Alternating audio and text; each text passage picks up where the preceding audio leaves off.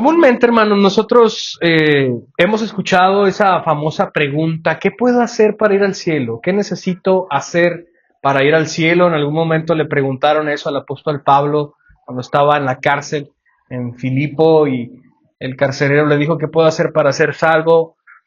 Y Pablo fue al grano: tienes que arrepentirte y tienes que creer en él, ¿no?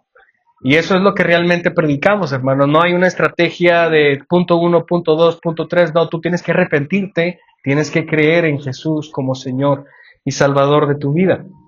Pero muchas de las veces ignoramos, hermanos, qué es lo que podemos hacer para ir al infierno. ¿Cuáles son los pasos o cuál es la indicación para morir en nuestros pecados? Y eso es lo que el Señor Jesús va a dar a conocer en esta mañana, hermano. Nos va a hablar a través de su palabra en este pequeño sermón que hemos titulado ¿Cómo morir en tus pecados? Y recordamos un poco, hermanos, el Señor Jesús ha estado hablando en el templo de las mujeres y ha sido escuchado por los sacerdotes, los fariseos, los escribas, y han querido apresar al Señor Jesús, lo han querido meter a la cárcel, porque para ellos Él es un falso maestro, es un falso Mesías. Y no solamente eso, sino que ahora Él ha tomado diversos títulos divinos que lo han colocado al mismo nivel de autoridad que Yahweh, que Dios el Padre. Y están planeando matarlo, están planeando hacer daño. Así que en el versículo 22, hermanos, y el 21 y 22 que nos quedamos la semana pasada, Jesús les dijo de nuevo: yo me voy, versículo 21, y me buscarán y ustedes morirán en sus pecados. A donde yo voy ustedes no pueden ir.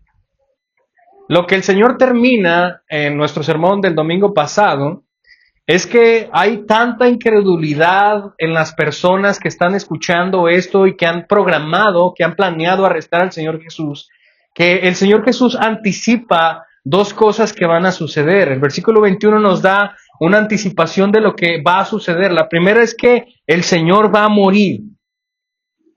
Esta declaración, yo me voy, y la vuelve a repetir después: yo me voy y me buscarán y ustedes morirán en su pecado, porque a donde yo voy ustedes no pueden ir. Él está anticipando la muerte sustitutiva en la cruz. Él está anticipando su muerte. Pero por otro lado también está anticipando el destino que les espera a aquellas personas que no han querido ver a Jesús como el Mesías, que no han querido ver a Jesús como el Cristo. Y esta anticipada declaración del Señor Jesús para ellos es que ellos van a morir en sus pecados.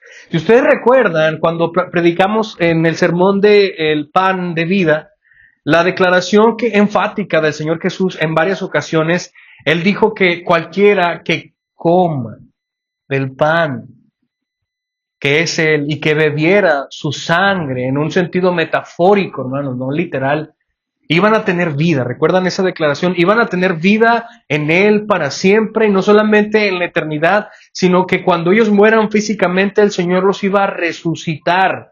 El punto es que no iban a morir ni físicamente permanente, ni espiritualmente por siempre.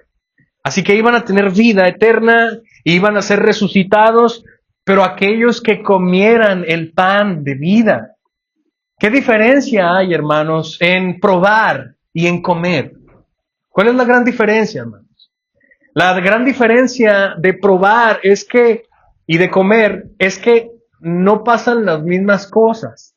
Cuando tú pruebas algo, tú puedes llegar a tomar la decisión cuando lo metes a tu boca de que eso no te gusta y lo desechas, ¿verdad?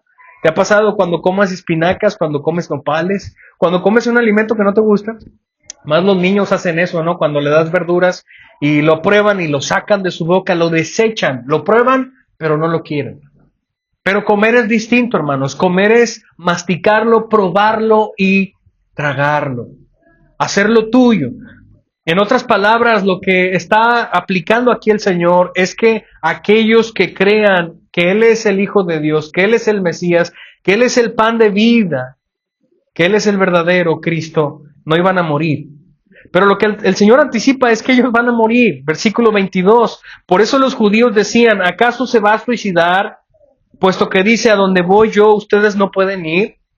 Yo quiero que noten aquí, hermanos, 4 tópicos que vamos a ver en estos versículos. Desde el 22 al 30 hay 4 tópicos, si lo quieren ver así, o 4 secciones que vamos a ver. Y la voy a mencionar si quieren ustedes apuntarlo. Este pequeño bosquejo. El versículo 22, hermanos, tenemos como encabezado la salvación por logros humanos. La salvación por logros humanos. Versículo 23, nuestro segundo encabezado. Ser mundano. Sí, ser mundano. Versículo 23. Tercer encabezado, versículo 24. Ser incrédulo. Y cuarto encabezado, desde el versículo 25 al 30, ser ignorante voluntariamente. Lo voy a volver a repetir. Estamos bajo el tema cómo morir en tus pecados, y este es un tutorial, hermanos, de cómo morir en tus pecados. Y hay 4 encabezados que el Señor Jesús va a ver a lo largo de estos versículos, del versículo 22 al 30. El primero de ellos es la salvación por los logros humanos, ser mundano, ser incrédulo y ser ignorante voluntariamente. Ya hemos orado al Señor para que bendiga su palabra, así que vamos a predicar en el nombre de Jesús. En el versículo 22, hermanos, declara Juan que por causa de lo que el Señor Jesús había dicho en el versículo 21, de que Él se iba a ir y que a donde Él iba a ir no podían seguirlo, los judíos, en un chiste medio malintencionado, se burlan del Señor Jesús, un chiste con venenillo que aventan allí, preguntan y hacen esta declaración entre ellos, versículo 22, los judíos se decían entre sí, ¿acaso se va a suicidar? Puesto que dice, a donde yo voy, ustedes no pueden ir. Este parece ser un chiste de mal gusto, hermanos, un chiste que trata de aventar ahí un tanto venenoso a las declaraciones del Señor Jesús al haber dicho que Él se iba a ir y que no podía estar ellos donde iba a ir el Señor Jesús. El suicidio, para los judíos, hermanos, obviamente para todos, pero para los judíos era una situación bastante reprendida. De hecho, Josefo, un historiador judío que no era cristiano, en sus libros históricos, da una reflexión acerca de qué es lo que pensaban los judíos en cuanto al suicidio. Y muchos judíos creían que cualquier judío o cualquier persona que se suicidara iba a estar en el infierno, pero en un rincón tan malo y tan oscuro, peor que los demás. O sea, tal era esa falta de que ellos merecían todavía peor castigo que el infierno. Pásale, Carlos. Bienvenida. Así que los judíos, hermanos, se burlan del Señor Jesús con este chiste un poco sangrón, un poco con venenillo, diciendo, ¿acaso se va a suicidar? Porque, pues, oye, está diciendo que no podemos ir donde Él va a ir. Recuerden que anteriormente había dicho esta declaración y los judíos dijeron, ¿acaso se van a ir? ¿El Señor Jesús se va a ir con los griegos, con la diáspora?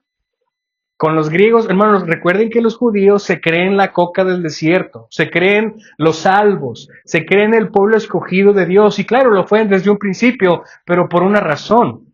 Dios escogió a Israel para sacar de ahí al Mesías, el Salvador del mundo. Yo soy, ¿qué dijo el domingo pasado? Yo soy la luz de los judíos, ¿verdad que dijo eso? No, dijo yo soy la luz del mundo. No solamente era para los judíos, ya no era esclavo ni libre, ya no solamente era para los judíos, ahora es para todo el mundo, ese acceso de la salvación. Entonces, los judíos, hermanos, primero dijeron, ¿acaso se va a ir con los gentiles? Tratando de burlarse de Él, porque los judíos, hermanos, no se llevan con los gentiles, ni menos con los samaritanos. Y ahora utilizan esta misma declaración para burlarse de Él, diciendo, ¿acaso se va a suicidar? Jesús, vamos. Te estás echando tierra tú solo. Hermanos, recordemos que estos hombres no entienden. Ellos están ciegos. Y una persona ciega no puede ver, ni entender, ni escuchar, ni venir al Señor en arrepentimiento y fe, porque su corazón está en tinieblas. Desde luego que el Señor Jesús no está hablando de eso, no está hablando de quitarse la vida. De hecho, hermanos, es completamente distinto. Aunque sí estamos hablando de que Jesús iba a perder la vida, No es lo mismo suicidarse que entregar la vida o sacrificar la vida, que es lo que iba a hacer Él. El Señor Jesús no se estaba aventando a un suicidio al ir a la cruz. Él se estaba aventando con la plena certeza de lo que iba a pasar. Él sabía, hermanos, iba a ser el fin de su obra, ir a la cruz. Y en el capítulo 6, si ustedes recuerdan, el Señor Jesús dice, yo tengo poder, dice, yo tengo autoridad para dar mi vida, nadie me quita la vida, dice, yo la pongo de mí mismo. Y tengo poder para ponerla, mi vida, y tengo poder para volverla a tomar. Este mandamiento recibí de mi Padre. Hermanos, quiero que notemos aquí que a pesar de que ellos están planeando matar al Señor, va a llegar a consumirse ese plan, pero solo porque el Padre así lo permitió. Y ellos solamente forman parte de un propósito más glorioso, a pesar de que ellos no lo ven. Y el Señor, hermanos, no está entregando su vida o no se está dejando o no está suicidándose en esta parte, sino más bien Él está entregando voluntariamente su vida para la salvación de muchos, como tú y como yo. A Él sea la gloria. Esta semana, hermanos, hoy día muchas personas recuerdan la entrada triunfal a Jerusalén. ¿Recuerdan las películas donde Él en un pollino? Y no me quiero desviar tanto, pero ¿cómo no pensar en eso, hermanos? En un burrito pequeño, entra y toda la gente empieza a gritar, Hosana, sálvanos, por favor, sálvanos, ¿qué es lo que significa? Y todos empiezan a poner palmas en el piso para que Él camine. Y toda esa figura que muchas de las veces pasa desapercibido, tiene un profundo mensaje de lo que está pasando allí. Obviamente está profetizado cerca de 500 años ese evento cuando el Señor Jesús entra a Jerusalén en un pollino. Pero él entra, hermanos, como rey, como el verdadero Mesías. Y la gente lo proclama como verdadero Mesías. Pero su adoración, como ahorita decía el hermano Sugel, es una adoración falsa que recae en una forma de pensar equivocada. Sí, Él es el verdadero rey, sí, Él es el verdadero Mesías, pero los judíos pensaban que Él iba a entrar para derrocar al reino de Roma. Y al no ser así, una semana después, están dispuestos a matar en una cruz. Así que estos hombres no entendían, no entendían. Ellos no podían ver. Versículo 23. Este es el primer tópico, hermanos. ¿Cómo morir en tus pecados? El primer tópico, el versículo 22. Por eso los judíos decían, ¿acaso este se va a suicidar? Yo quiero que noten aquí, hermanos, que los judíos no alcanzaban a ver, del versículo 22, no alcanzaban a ver todavía, a pesar de las comprobaciones físicas milagrosas y la palabra que el Señor Jesús predicaba, ellos no creían en Él. Ellos fueron testigos de muchas sanaciones del Señor Jesús que hizo. Ellos fueron testigos de muchas reprensiones públicas que el Señor Jesús hizo a los fariseos. Con la Biblia, casi pudiera decir, con la Biblia en la mano. Ellos son testigos de que Jesús, hermanos, tuvo razón en todos los acontecimientos donde le pusieron a prueba. Aunque no estaba cronológicamente el capítulo 8, versículo 1 al 11, cuando llevaron a la mujer sorprendida en adulterio, ¿qué hizo el Señor Jesús? Hermanos, con solo decir una frase, ganó la batalla. ¿Quién está libre de pecado? Bueno, el primero que lance una piedra. Hermanos, ¿ustedes creen que eso pudo ser tragado por los fariseos y escribas? Públicamente, hermanos. Él está enseñando en el patio, había miles de personas allí porque están celebrando la fiesta de los tabernáculos y en medio de esa gente ellos quedaron en ridículo. Aquí detrás del versículo 22 hay algo interesante, hermanos, que a simple vista no lo podemos ver.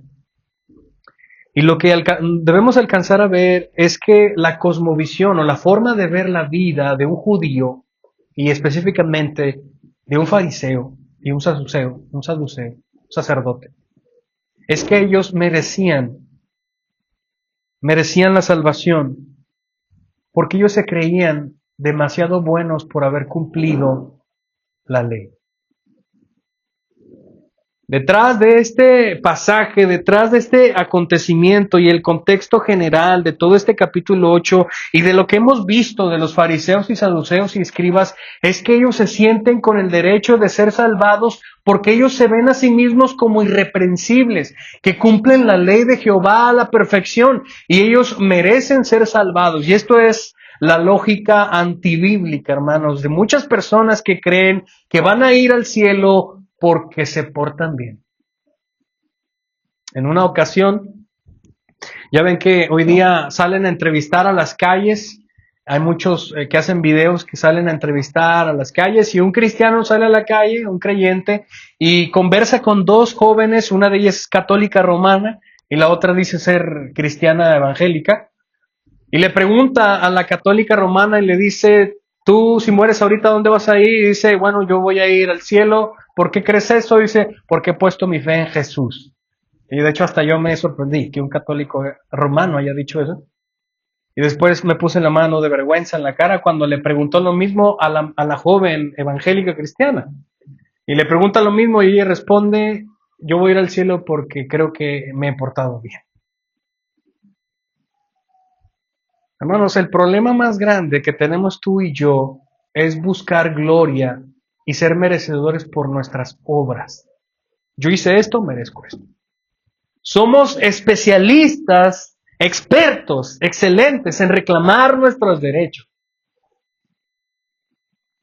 Pero nuestras responsabilidades, hermanos, ¿dónde quedan? Nadie puede alcanzar la salvación por nuestras obras. La palabra de Dios, hermanos, se cansa, bueno, pues por así decirlo, no se cansa de decirlo, que ningún hombre, hermanos, puede alcanzar la salvación por sus propias obras. En el Antiguo Testamento, hermanos, nos declara que no hay hombre bueno, no existe nadie que sea bueno. Y esa declaración implica que no existe ninguna persona que pueda estar allanado al mismo nivel de las exigencias de Dios. Hermanos, Dios es 3 veces santo, Él es infinito, Él es perfecto, Él no peca nunca y las demandas de Dios son así. ¿Crees tú estar a su nivel?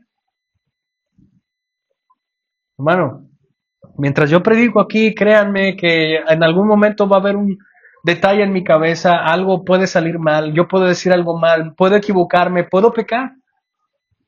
Todos somos pecadores y nadie puede llenar los grandes infinitos zapatos de la justicia y la santidad de Dios. Todos somos pecadores. El apóstol Pablo en Romanos 3:20 dice, porque por las obras de la ley, dice, ningún ser humano será justificado delante de él, pues por medio de la ley viene el conocimiento del pecado. El trabajo, hermanos, de la ley que Dios dio en el Antiguo Testamento era para evidenciar una sola cosa. ¿Sabes cuál era? El hecho de que Dios le dio a Moisés la ley en el Sinaí cuando lo sacó de Egipto, ¿recuerdan ese evento? Esos mandamientos, esos 10 mandamientos, como lo conocemos, que de hecho son más de 300 mandamientos, Dios dio el perfil de su carácter en tablas de piedra por una sola razón. Y esa razón fue para que se dieran cuenta que no pueden seguirle el paso al Señor, para que se dieran cuenta de que son viles pecadores que merecen la ira de Dios y que necesitan un Salvador. La ley en el Antiguo Testamento, hermanos, fue puesta por Dios para que vieran su necesidad de un Salvador. Dios puso la ley en el Antiguo Testamento para que se dieran cuenta que estaban desnudos, para que estaban pobres, para que vieran su hambre y su sed y para que voltearan a ver a Jesús tan hermoso, tan deseable, tan glorioso y tan dispuesto para salvar. Ese era el trabajo de la ley. Hermano, ¿cómo tú te vas a dar cuenta que eres pobre en la vida? Por ejemplo, ¿cómo tú te das cuenta que eres pobre? Cuando cala el hambre, ¿no? Cuando ya se te rompió el guarache. Cuando te cancelan en Netflix, hermano, y ya no hay en la tarjeta. Bueno, así como hay evidencias que evidencian a veces la pobreza. Y eso es un nivel, ¿verdad? Porque realmente nosotros no somos pobres, ¿no? No estamos en la calle, hay otras personas que no tienen dónde dormir, no tienen qué comer, y bueno, eso es otro nivel. Pero así como hay evidencias que evidencian nuestra pobreza, bueno, física y material, así también hay evidencias que evidencian, valga la redundancia, nuestra pobreza espiritual, nuestra pobreza en el alma, ¿sí? Entonces, la ley dio a conocer eso, hermanos. Como dice Pablo, nadie puede ser justificado por las obras. No puede haber que Dios te voltee a ver y te diga, uy, hijo mío, eres demasiado bueno, así que ya la armaste, pásale al cielo. No, hermano, no es así. La palabra de Dios enseña que no es así. La palabra de Dios enseña que todos, no, de hecho más adelante de Romanos 3:20, versículo 23, dice que porque somos pecadores ni siquiera podemos alcanzar a tener una relación con la gloria de Dios correcta. Estamos completamente alejados de su gloria. Pero hemos sido reconciliados aquellos que hemos puesto la fe en Jesús, nuestra fe en Jesús. Entonces, el primer tópico, el primer apartado del versículo 22 es la salvación por los logros. Nuestro tema, hermanos, es cómo morir en tus pecados. La primera, nótenlo bien, es creyendo que tú te puedes salvar por tus propias obras. Segundo tópico, hermanos, versículo 23. Otra razón, hermanos, para poder morir con tus pecados, bienvenidos a nuestro tutorial, versículo 23, es ser mundano. Esta declaración de ser mundano o la mundanalidad, ustedes la pueden encontrar también, por ejemplo, en el libro de que Santiago, el pastor Santiago escribe, y él habla acerca del amor al mundo. De hecho, primero de Juan también escribe el apóstol Juan en una de sus cartas, el amor al mundo. Y también lo que dice Santiago, de cualquier que ama al mundo se constituye enemigo de Dios. Juan dice que aquel que ama al mundo se vuelve enemigo de Dios, o el amor del Padre no está en él. La vanagloria, hermanos, de la vida, el deseo de los ojos. Aquellos que aman eso, el amor de Dios no está en ti. Tú le perteneces al mundo. Esa declaración de mundanalidad implica que nuestros deseos más profundos están enraizados en este mundo, no en Cristo, no en Dios, no en su reino, sino en mis planes, en mis deseos, en mis sueños, en mi gloria. El materialismo, hermanos, ese amor a lo material, ese amor a las posesiones, ese amor a la gloria del humano, del hombre, el humanismo, esa filosofía que te endulza el corazón y los oídos, de que te hace estar sentado en el centro de todo, dirigiendo tu reino en vez de Dios, la inmoralidad, el orgullo, el egoísmo, los deseos de la carne, los deseos de los ojos y la vanagloria de la vida, como decía ahorita 1 de Juan, capítulo 2, versículo 16, son el sello del mundo. Número 2, ¿cómo morir en tus pecados? Amando este mundo. Amando este mundo. El sello de la mundanalidad, hermano, el sello de la mundanalidad, la evidencia que afirma que tú amas este mundo y que vas a morir en tus pecados, es porque tus deseos están puestos en esta vida. Y no quiero, hermanos, que me malentiendan y se empiecen a justificar en su corazón y preguntándose, entonces no vamos a trabajar, entonces no vamos a comer, entonces no. Yo no estoy hablando de eso. Pero el Señor Jesús dijo una vez algo. Les dijo, no se preocupen por qué han de comer mañana, ni por qué han de vestir. Miren las flores que no trabajan, ni cosechan al día siguiente, y miren cómo están vestidas, tan hermosas. Miren las aves que no van a trabajar y todos los días yo les doy de comer. ¿Que ustedes no son más importantes que un pajarito o una flor? Por supuesto que es. No se preocupen por qué han de comer ni qué han de vestir. Hermanos, cuando nosotros amamos más este mundo, se ve. ¿Y sabes cómo se ve? Cuando tú le dedicas más tiempo a tu vida, a tu trabajo, a tus planes, a tus sueños. ¿Qué le dedicas más, hermanos, de tiempo? Es que tengo que trabajar porque si no, no. Hermanos, yo conozco pocas personas, pero yo sé que existen, que ellos han renunciado a ciertos trabajos que les limitan servir al Señor. Pocos. Los puedo contar con mi mano derecha. Pocos. Yo he conocido, hermanos, hombres y mujeres valientes que aman al Señor, que han renunciado a trabajos que no les dejan vivir, que no les dejan hacer la voluntad del Señor, que si tú me vas a quitar un día que no puedo estar en la iglesia, yo no puedo trabajar contigo. Hermanos, esos son hombres.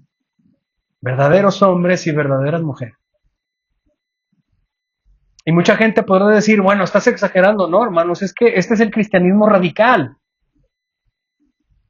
El cristianismo radical es esto, hermanos. Personas que dan su vida por su Señor, o estoy equivocado. Es así, ¿no?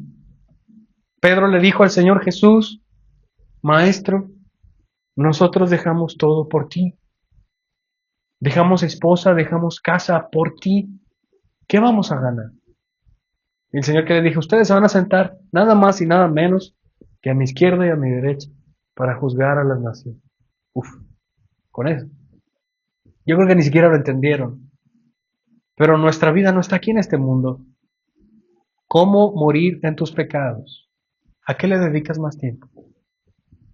¿Dónde está tu amor? ¿Dónde están tus deseos? ¿Dónde está tu orgullo? ¿Amas el materialismo? Esos son el sello de la mundanalidad.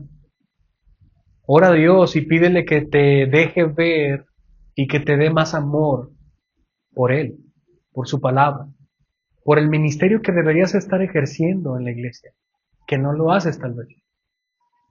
Más amor por estar en comunidad en la iglesia y a deslindarte del amor a este mundo.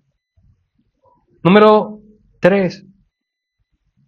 Nuestro tercer encabezado, hermanos, está en el versículo 24. ¿Cómo morir en este mundo? ¿Cómo morir en nuestros pecados? Ser incrédulo. El Señor les dice, por eso les dije que morirán en sus pecados, porque si no creen que yo soy, noten ahí, morirán en sus pecados. Antes de iniciar el 24, déjenme regresar tantito al 23 para aclarar esto. Cuando el Señor les dice, ustedes son de abajo, yo soy de arriba, ustedes son de este mundo, yo no soy de este mundo. Así debería vivir cualquier persona que ha sido salvada por Él.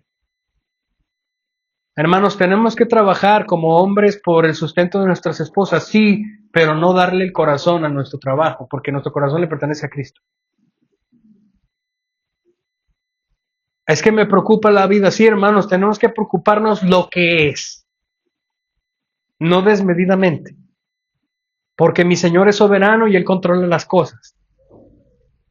Así que yo voy a ir, tomar mi cruz, seguir al Señor. El Señor sabía de antemano de dónde viene Él, hermanos, y quién es Él. Él sabe cuál es su identidad. En el versículo 24, el Señor les declara una vez más esta situación que ha repetido a través de mucho tiempo. La muerte en sus pecados viene a ser también, y esto es la raíz de todo, por la incredulidad. Ellos no creían que Él era. Noten otra vez esa declaración, que yo soy. Ustedes no creen que yo soy. Morirán en sus pecados. Esa declaración, yo soy, hermanos, cuando el Señor la usa, noten que siempre es un título divino. Cuando el Señor Jesús siempre dice en el Nuevo Testamento, yo soy, Él está refiriéndose a un título divino, así como cuando Moisés fue, le dijo, ¿en nombre de quién voy a ir a Faraón? Y el Señor respondió en la zarza, ¿qué dijo? Yo soy el que soy, te envía. Y esta misma declaración el Señor Jesús la está utilizando en frente de los fariseos, enojados y molestos, utilizando este mismo título, hermanos. Y los fariseos están dando cuenta de esto y les hierve la sangre. ¿Cómo es que tú te atreves a agarrar el mismo nivel de Yahweh? Y ustedes no creen eso, dice. Y por causa de que no creen, ustedes morirán en sus pecados. La falta de voluntad persistente para creer la verdad sobre Jesucristo, hermanos, excluye por naturaleza la posibilidad del perdón. ¿Cómo es que somos salvados, hermanos? ¿Cómo es que ejercemos nuestra salvación? Cuando el Espíritu de Dios nos ha regenerado al escuchar la palabra, el Evangelio, y nos regenera, nos regala fe y arrepentimiento, y en la conversión es la aplicación de eso a nuestras vidas. Cuando nosotros creemos en Jesús, cuando aplicamos el conocimiento, el consentimiento y la confianza de quién es Jesús y lo que hizo en nuestras vidas, nosotros somos salvados, hermanos, por la gracia de Dios a través de su evangelio. Cuando eso sucede, hermanos, hay salvación. Cuando no hay fe, hay muerte por siempre. Hermanos, la realidad que mirábamos el miércoles pasado en la escuela bíblica, vimos, aquellos que recuerdan qué significa CCC 46. Es nuestro mapa para dar a entender qué es la fe que el Señor salvíficamente nos da. Y por un lado tenemos el conocimiento. Dice el apóstol Pablo en Romanos capítulo 10 que ¿cómo van a creer si no hay nadie quien les predique? Entonces tiene que haber una predicación que contenga el fiel mensaje del Evangelio de Dios, de Jesucristo. Y después de que yo tengo ya el conocimiento de quién es Él y lo que hizo por mí, está otra parte del consentimiento. Tú tienes que llegar a creer por ti solo de que el conocimiento que te estamos dando es verdad. Y tienes que asegurarte de que ese Jesús realmente resucitó. Así como los demonios creyeron que Él era el Santo de Dios. Pero les recordaba, yo les decía, hermanos, tener el conocimiento de Jesús y el tener el consentimiento de que Él es el Mesías real, realmente no te salva. Tienen que haber las 3 Cs que habíamos. Porque así, los demonios saben que Jesús es Dios, ¿verdad? Los demonios saben que Él es el Cristo. Y creen en el Evangelio, pero ¿dónde van a ir los demonios? Los demonios van a ir al infierno, igual que Satanás.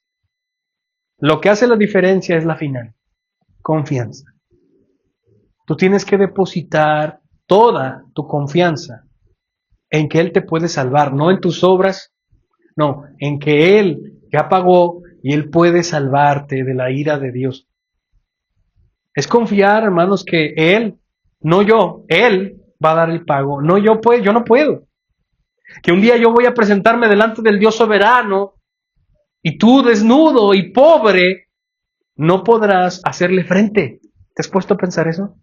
Un día va a pasar, créelo o no lo creas, pero un día va a pasar que tú y yo vamos a estar delante del Dios terriblemente infinito y no vamos a poder escapar de su fuego. Necesitamos desesperadamente a alguien que pague por nosotros. Y es ahí donde tú debes poner tu fe, toda tu confianza en Él. Toda tu confianza en Él. Así que, ¿cómo morir en tus pecados? Número 3, viviendo en incredulidad. Ustedes no creen que yo soy. Ustedes no creen que yo soy. Y número 4, desde el versículo 25 al 30, ¿tú quién eres? Le preguntaron, Jesús les contestó, ¿qué les he estado diciendo desde el principio? Tengo mucho que decir y juzgar de ustedes, pero aquel que me envió es veraz, y yo las cosas que oí de él, estas digo al mundo. Ellos no comprendieron que les hablaba del Padre, por eso Jesús les dijo, cuando ustedes levanten al Hijo del Hombre, entonces sabrán que yo soy, una vez más. Y que no hago nada por mi cuenta, sino que hablo estas cosas como el Padre me enseñó. Y aquel que me envió está conmigo, no me ha dejado solo, porque yo mismo hago lo que le agrada. Al hablar estas cosas, muchos creyeron en él. El último encabezado, hermanos, es algo bastante doloroso para los que entendemos, y se trata de ser ignorante voluntariamente. ¿Alguien ha escuchado esa frase anteriormente? Ser ignorante voluntariamente, hasta suena raro, ¿no? Pero lo que quiere decir esta frase, hermanos, es que literalmente una persona sabe que hay verdad en eso, pero lo deja a un lado. No voy a pasar por ahí. Voy a ignorarlo. Voy a dejarlo pasar voluntariamente. Y eso es una cosa impresionantemente que realmente nos deja ver el corazón entenebrecido e incrédulo. Porque una cosa es ser ignorante en ignorancia. ¿Sí me explico? Pues que yo no sé y no sé que no sé. ¿Sí? Yo no sabía algo que no sabía, valga la redundancia, pero la cosa que estoy diciendo es, yo sé que soy ignorante y así me quiero quedar. Yo sé que Jesús dice cosas interesantes, pero no lo voy a acercar. Yo voy a seguir creyendo lo que yo quiero creer. Eso es ser ignorante voluntariamente. Y eso tiene un mayor castigo, hermano. ¿Sabe por qué? La palabra de Dios dice que el que sabe hacer lo bueno y no lo hace le es pecado. Los fariseos, hermanos, tenían una doble responsabilidad. Ellos sabían la ley. Ellos sabían la palabra de Dios y no la llevaban a cabo. Y había una hipocresía impresionante. ¿Tú quién eres? Le pregunta en el versículo 25. ¿Tú quién eres? Le preguntaron, Jesús le contestó, ¿qué les he estado diciendo desde el principio? ¿Por qué le preguntan esto al Señor Jesús? Esta declaración, hermano, no es como que, a ver, recuérdame quién eres, no, es, ¿quién te crees tú que eres, Jesús? ¿Por qué estás diciendo estas cosas? Ya estuvo bueno. ¿Quién te cree? O sea, a ver, ¿quién te crees? ¿Acaso eres tú superior a nosotros? ¿Acaso tú eres superior a Moisés? ¿Quién te crees tú que eres? Y el Señor les contesta una vez más, dueño de la situación, como Él es hermoso y paciente. Nada se le sale de la mano. Les contesta, ¿qué les he estado diciendo desde el principio? Hermanos, lo que Jesús ha estado diciendo desde el principio, y antes de que Él llegara, Juan el Bautista decían que Él era el Cordero de Dios que quitaba el pecado del mundo, que Él era el Mesías, el Hijo de Dios, el Santo de Dios, como decía el apóstol Pedro. Él era el que había de venir. Él era, hermanos, Él es. Y ellos no querían verlo. Ellos no querían verlo. Ellos lo querían ignorar voluntariamente. Tengo mucho que decir y juzgar de ustedes, pero aquel que me envió es verdad. Y yo también soy veraz. Las cosas que oí de él, estas digo al mundo. ¿Por qué me preguntan que qué nivel traigo? Bueno, yo soy enviado del Señor y lo que les he estado predicando es verdad. Y Juan dice, versículo 27, que ellos no entendieron que les estaba hablando del Padre. Por eso Jesús les dijo, cuando ustedes levanten al Hijo del Hombre, entonces sabrán que yo soy. En el versículo 28, hermanos, el Señor anticipa lo que iba a suceder en algunos, hablando específicamente en su crucifixión, en la muerte de la cruz. Por eso es que Él dice, cuando yo sea levantado, literalmente, cuando Él sea crucificado, porque para crucificarlo primero tenían que acostar la cruz, acostarlo a Él y después clavarlo en la cruz como si fuera, ¿han visto esos que coleccionan mariposas? Que las clavan como si fuera un animal. Y después de eso, hermanos, cavaban un pequeño pozo en la tierra y con cuerdas las personas empezaban a levantarlo, ya crucificado. Y el Señor Jesús les decía, cuando eso suceda y ustedes lo vean, van a creer que yo soy. Y realmente, hermanos, cuando Él es crucificado, y no solamente eso, sino cuando Él es muerto, el cielo se torna en oscuridad, en pleno día, y hay un temblor, y llega un soldado y con un hacha le traspasa el costado y sale sangre con agua. En verdad muchos creyeron que Él es el Santo de Dios. En verdad este es el Santo de Dios, pero ya lo habían matado. Por supuesto muchos creyeron. Cuando eso suceda, el Señor les dijo, ustedes sabrán que yo soy y que no hago nada por mi propia cuenta, sino que hablo estas cosas como el Padre me enseñó. Qué hermoso. Esta declaración, hermanos, deja ver un rasgo paternal, una relación paternal de padre e hijo tan amorosa, tan fuerte, así como mi padre me enseñó a los que somos padres, hermanos, tenemos ese gran regalo de Dios de enseñar algunas cosas a nuestros hijos. Yo no sé tú cuando eras pequeño, pero si te pasó, eres bienaventurado, si no también, no te preocupes, pero ¿podrías tú recordar cuando eras niño que tu padre te enseñó a andar en la bici? ¿O algo que te enseñó tu papá? Y yo recuerdo muchas escenas de mi infancia, hermanos, cuando mi papá me enseñó ciertas cosas cuando era niño, o mi mamá. Y yo lo atesoro mucho. Y vaya, mi papá era un vil pecador y sigue siendo un vil pecador como yo. Pero esas escenas, cuando a veces las recuerdo, siguen haciendo las mismas cosas en mi corazón. Amor, felicidad, gozo por esos recuerdos. Los que no tuvieron esos recuerdos, que no tuvieron a papá o a mamá, no se preocupen. Ustedes también son amados, muy amados, y con un amor más perfecto.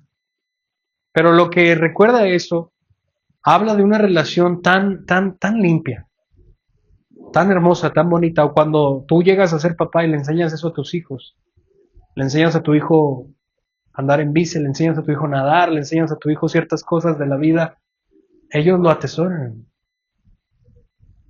Así el Señor, hermanos, da a conocer este lenguaje. Mi Padre me enseñó.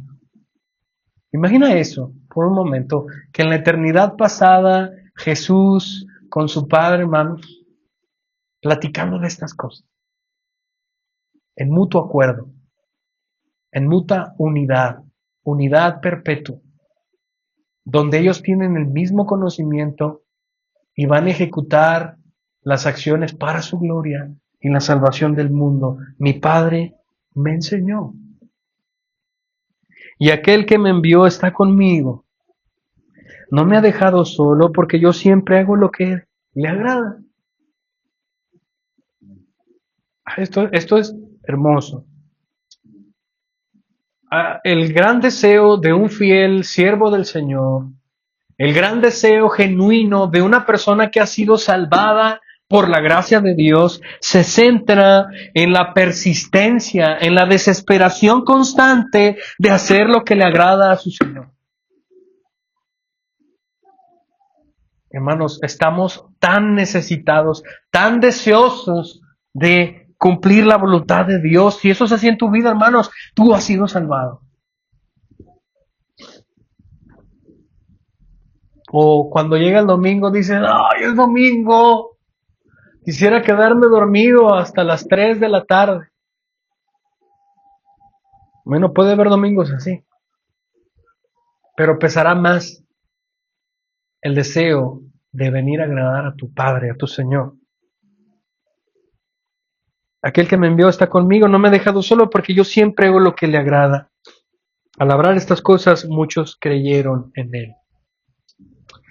Hermanos, ser ignorante voluntariamente es un peligro impresionante que muchos que se creen cristianos pueden alojar en sus corazones. El Señor Jesús tenía muchas cosas que decir y juzgar de ellos. Él había recibido una revelación más que suficiente para hacerlos responsables, hermanos, a ellos. Su ignorancia era inexcusable. Ellos no pueden decir como Nicodemo, es que no te estoy entendiendo, Jesús, ¿cómo es que tengo que nacer de nuevo? ¿Y el Señor qué le dice a Nicodemo? Oye, tú eres maestro y no sabes de lo que estamos hablando. Él estaba, de hecho, Nicodemo yo creo que es el verdadero ejemplo o ejemplifica muy bien el ser ignorantes voluntariamente. Tenemos a un maestro que conoce la ley y no quiere entenderlo, quiere ignorarlo. voluntariamente. Para terminar, hermanos, estas 4 características o tutoriales de cómo morir en tus pecados. Yo quiero hacer una advertencia con ruego y con preocupación. Si tú estás viviendo así, si tú estás viviendo así con estas 4 evidencias, pensando que la salvación o el favor de Dios lo puedes conseguir a través de tus obras, amando más este mundo que a Dios, viviendo en incredulidad e ignorar voluntariamente las palabras del Señor, si tú estás viviendo así, yo quiero advertirte que vas de camino al infierno. Vas de camino al infierno. Y el Señor me ha puesto este domingo aquí para decir esto, para que te des cuenta y vengas a Él en arrepentimiento y fe. Si tú estás viviendo así, vas de camino al infierno. Y el Señor tiene tanta misericordia por tu salvación que me ha puesto aquí para decírtelo. Que vengas a Él en arrepentimiento. Ya deja las discusiones tontas y necias. Saca tu bandera blanca y ríndete al Señor. Tú no puedes lograr nada al altercar con el Señor. Deja tu vanidad y tu orgullo a un lado. Deja tu incredulidad a un lado. Deja el amor que tú tienes por este mundo, por el materialismo, por las cosas que suceden en este mundo que te importan. Abandónalo, vas a perder tu alma.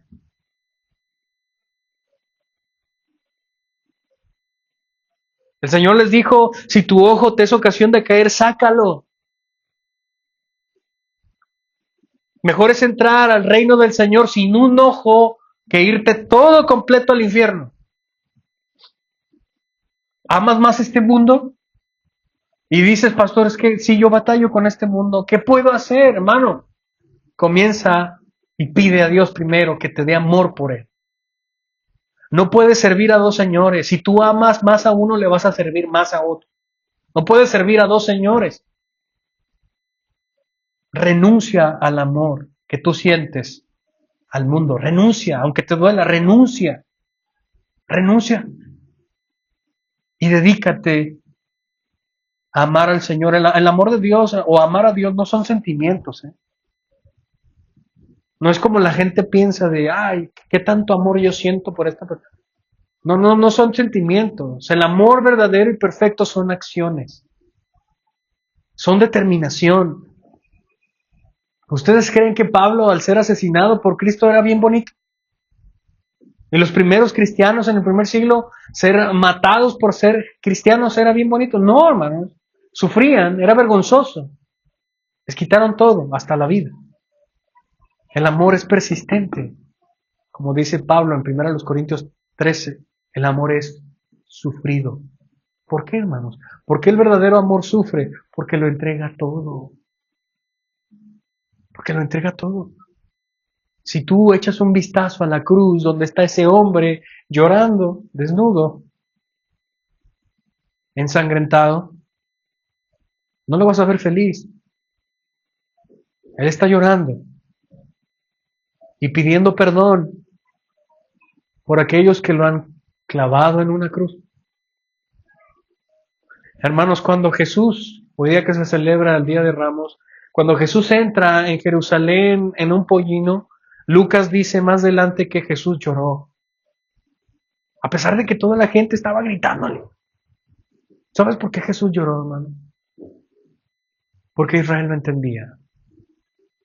Porque Israel, los judíos que estaban gritando allí, no creían realmente que Él era el Mesías verdadero. ¿Sabes por qué? Porque ellos creían que ya venía a reinar. No, hermanos, Él entraba a Jerusalén para ser despojado de sus vestiduras, para ser traicionado por uno de los suyos, para ser golpeado. y después cargar una cruz y dejar que lo clavaran allí. Para eso entró allí. Y la gente no lo vio. Y la gente no lo entendió. Deja tu incredulidad, por favor, te lo ruego. Deja tu incredulidad. Deja tu amor a este mundo. Desencántate de este mundo, hermano. Todo es pasajero. Como dice Eclesiastés, es perseguir el viento. Cuando tú mueras, cuando yo muera, ¿sabes qué es lo único que va a quedar? No va a quedar tu casa tan chula que te compraste. No van a quedar tus posesiones, tus carros, tus títulos, tu nombre, no. Lo único que va a quedar para la eternidad fue lo que hiciste para Dios. Eso permanece para siempre. Todo lo demás se irá, va a desaparecer. No vale la pena. No vale la pena entregar todo por algo que va a desaparecer. Ven a Él en arrepentimiento y fe. Ven a Él, despójate de lo que te estorbe. Ven a Él hoy, no mañana, hoy. Y ahí donde estás, mientras oremos, pídele a Dios que te salve.